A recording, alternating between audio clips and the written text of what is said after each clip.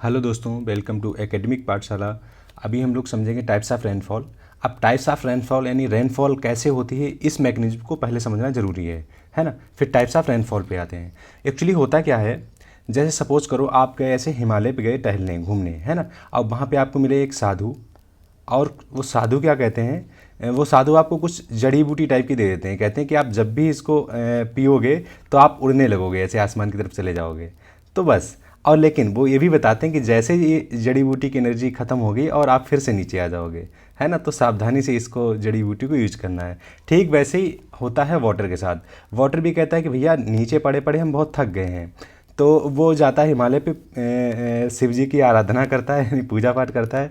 तो वाटर को वरदान मिलता है कि अच्छा ठीक है, जब जब तुम्हें हीट किया जाएगा तब तब तुम्हें एनर्जी मिलेगी और तुम ऊपर की तरफ उड़ने लगोगे। मतलब तुम परेशान हो कि ग्राउंड पे पड़े पड़े थक गए हो, तो चलो तुम उड़ना चाहते हो, तो चलो मैं तुम्हें ये वरदान देता हूँ कि जब भी तुम्हें हीट किया जाएगा किसी भी तरीके से, चाहे वो सन के थ्रू या फिर कोई पर्सन आपको हीटअप करेगा, तो समझो आपके जो है पर लग जाएंगे, यानी कि पंख लग जाएंगे और आप ऊपर उड़ने लगोगे। और जैसे ही वो जो एनर्जी आपको मिली है हीटअप के थ्रू, जैसे ही वो ख़त्म हो जाएगी, वैसे ही आप फिर से ग्राउंड पे आ जाओगे। एक मौका मैंने आपको दिया कि जाइए, उड़िए और लौट के आइए, ठीक है। तो बस यही मैकेनिज्म काम करता है। होता क्या है, जब भी वाटर जो है इवोपरेट होता है, यानी कि उसे हीट मिलती है। जो हीट क्या है, हीट जो है वो एक एनर्जी है। जैसे वाटर को मिलती है वो ऊपर की तरफ जाता है। ऊपर के जाने के बाद धीरे धीरे जैसे ऊपर जाता है हीट रिड्यूस होती जाती है। जैसे आप ज़्यादा डिस्टेंस कवर करते हैं तो हीट रिड्यूस होती है, आपकी एनर्जी रिड्यूस होती है। वैसे ही यहाँ पर आपके वाटर वेपर के साथ है, ठीक है। तो होता क्या है फिर आफ्टर दैट, जब उसकी हीट जो है रिड्यूस हो जाती है, यानी कि उसमें एनर्जी खत्म हो चुकी होती है, तब एक प्रोसेस शुरू होती है, उसे बोलते हैं कंडेंसेशन। क्या बोलते हैं? कंडेंसेशन। ओके। तो ये कंडेंसेशन प्रोसेस क्या है, ये जस्ट इवेपोरेशन के अपोजिट होती है।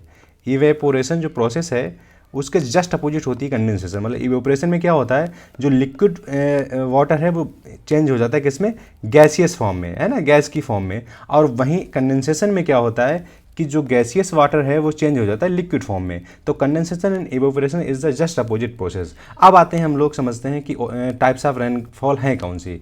अब टाइप्स ऑफ रेनफॉल में आते हैं तीन तरह के, आपकी ओरोग्राफिक, कन्वेक्शनल एंड साइक्लोनिक। अब एक्चुअली जब भी आप समझ चुके हैं, जब भी एयर जो है वार्म एयर ऊपर की तरफ उठेगी, यानी कि वार्म एयर है उसके साथ मॉइस्चर भी होगा, जब भी वो ऊपर उठेगी और कूल डाउन होगी, ऊपर उठेगी और कूल डाउन होगी, तो इसका मतलब है जब भी जैसे जैसे भी एयर ऊपर उठ सकती है और कूल डाउन हो सकती है, बारिश होगी। अब क्या क्या वो मैकेनिज्म हो सकते हैं, जैसे कि सपोज करो ये माउंटेन आ गया रास्ते में, ऐसे एयर जा रही थी, तो क्या हुआ, इसके सारे सारे ऐसे ऊपर उठ गई। अब ऊपर उठने पे क्या होगा कि उसकी जो एनर्जी है वो रिड्यूस हो जाएगी और कंडेंसेशन स्टार्ट हो जाएगा। अब जैसे कंडेंसेशन स्टार्ट होगा क्या होगा, बारिश होने लगेगी। अब दूसरी कंडीशन क्या है, कन्वेक्शन। इसमें भी वही है कि हीटअप हुआ सी, और फिर क्या हुआ, इवोपरेशन हुआ। इवोपरेशन क्या होगा कि गर्म होकर हवा जो है वो ऊपर की तरफ उठेगी, यानी कि जो हमारी एयर है वो ऊपर की तरफ उठेगी, और ऊपर की तरफ उठेगी, जैसे ऊपर उठेगी वैसे उसका टेम्परेचर रिड्यूस होने लगेगा और कंडेंसेशन स्टार्ट हो जाएगा। और जैसे कंडेंसेशन स्टार्ट होगा वैसे रेन स्टार्ट हो जाएगी। तो ऐसी रेन जो आपकी हीटअप होने से, जो सिंपल कोई और मैकेनिज्म काम नहीं कर रहा है, इसमें हीट हुआ और वो ऊपर की तरफ उठने लगी। अब ऐसी जो आपकी कन्वेक्शन रेनफॉल कहाँ होगी, जहाँ पर बहुत ज़्यादा तेज़ हवा वगैरह ना चल रही हो ना, ऐसी जगह पे कन्वेक्शन होगी। मतलब हीट ग्राउंड जो है हीटअप हुआ और धीरे धीरे हवा ऊपर की तरफ उठ गई। ओके। और ये वाली रेनफॉल आफ्टर 2 PM होती है हमेशा। मतलब दिन में एकदम धूप रहेगी, बढ़िया रहेगा, यानी कि हीटअप हो रहा है सी एंड ग्राउंड। और आफ्टर दैट फिर क्या होगा, एयर धीरे धीरे ऊपर पहुँचती है और फिर बारिश हो जाएगी। आफ्टर 2 PM यहाँ पर बारिश होती है, और हैवी रेनफॉल होती है अप्रॉक्स 4 PM डेली, और डेली होती है। ये इसकी कुछ पहचान है कन्वेक्शनल की। अब साइक्लोनिक में क्या है भाई, जो आप मैकेनिज्म जान चुके हैं कि जब भी एयर जो है ऊपर की तरफ उठेगी मतलब बारिश होगी। अब क्या है, सपोज करो ये कोल्ड एयर का पैकेट है और ये वार्म एयर का पैकेट है, और जो वार्म एयर होती है वो लाइटर देन कोल्ड एयर होती है। अब क्या होगा कि ये कोल्ड एयर के सहारे ऊपर की तरफ उठेगा, जब जैसे ही ये ऊपर की तरफ उठेगा कंडेंसेशन स्टार्ट होगा और रेनफॉल शुरू हो जाएगी। ये आपने समझा टाइप ऑफ रेनफॉल कैसे होती है, मैकेनिज्म समझा। अब देखते हैं एशिया में, यानी इंडिया में और एशिया में क्या मैकेनिज्म चलता है। आपको पता ही हिमालय है, और इधर से यानी कि कह सकते हो कि वे ऑफ बंगाल से और अरेबियन सी की तरफ जो वार्म एंड मॉइस्ट एयर आती है वो ऐसे हिमालय के ऊपर चढ़ती है, यानी कि यहाँ पर कैसी रेनफॉल होती है, ओरोग्राफिक रेनफॉल होती है, यानी इंडिया में, नेपाल में, भूटान में ये ओरोग्राफिक रेनफॉल होती है और बारिश हो जाती है, ठीक है। और आपने देखा होगा कि जो आप हमारा ये वाला रीजन है राजस्थान वाला, यहाँ पे बारिश नहीं होती, जबकि यहाँ पर भी तो अरावली माउंटेन है ना, वो इसलिए नहीं होती क्योंकि ये अरावली माउंटेन पैरेलल पड़ जाता है, मतलब इधर से जो है, कलर चेंज करते हैं एक सेकंड। क्या होता है एक्चुअली, इधर से ये वार्म एंड मॉइस्ट एयर जा रही है, अब क्या होती है इसके पैरेलल ऐसे निकल जाती है ना। अगर ये माउंटेन इस तरीके से होता और इसमें ऐसे टकराती और ऐसे ऊपर की तरफ उठती तो रेनफॉल होती है ना। तो इस वजह से राजस्थान में रेनफॉल नहीं होती और मेघालय में बहुत ज़्यादा रेनफॉल होती है। क्यों? क्योंकि ये देखो कैसा है, मेघालय में गारो, खासी एंड जैंतिया हिल्स जो है वो इस तरह हैं। अब जैसे ही यहाँ से ऐसे मॉइस्ट एयर जाती है, वार्म एंड मॉइस्ट एयर, और यहाँ पर माउंटेन के सहारे ऊपर की तरफ उठ जाती है, और उठ जाती है तो हैवी रेनफॉल होती है। दैट्स वाई मेघालय में वर्ल्ड की सबसे ज़्यादा रेनफॉल होती है। ओके, तो आई थिंक आप समझ चुके हैं कि कैसे रेनफॉल होती है और इंडिया में उसका क्या पैटर्न है। तो वही चीज़ अब यहाँ पर भी क्या है, आपको पता है वेस्टर्न घाट है, तो यहाँ पर भी क्या होता है, ऐसे एयर आती है और ऊपर उठती है और बारिश होती है। और जो इसके बाद वाला रीजन है ना, इसे रेन शैडो एरिया बोलते हैं। जैसे ये क्या है, ये रेन शैडो एरिया है, इसे ली आर्ट साइड भी बोलते हैं। क्या बोलते हैं? ली आर्ट साइड।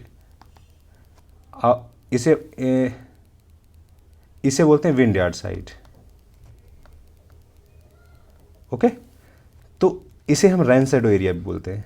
क्या बोलते हैं? Rain shadow area.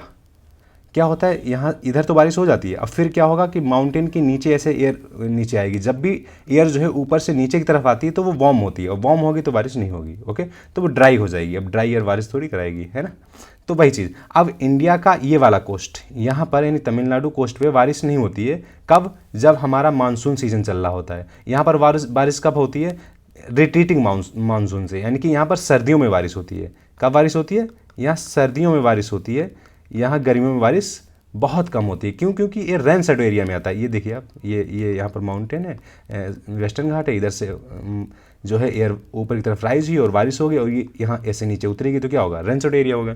अब क्या होता है, इधर से जब रिटर्निंग माउंटेन होता है तो यहाँ से मॉइस्चर लेता है वे बंगाल से, और यहाँ पर जो आप देखते हैं सेवराय हिल्स वगैरह, ये कुछ हिल्स हैं ना, यहाँ पे फिर जो एयर है वो राइज होती है और फिर बारिश शुरू हो जाती है। ठीक है, तो इस तरीके से जो तमिलनाडु कोस्ट है, यहाँ पर सर्दियों में बारिश होती है, रिट्रीटिंग मानसून से बारिश होती है। कई बार क्वेश्चन पूछा जा चुका है।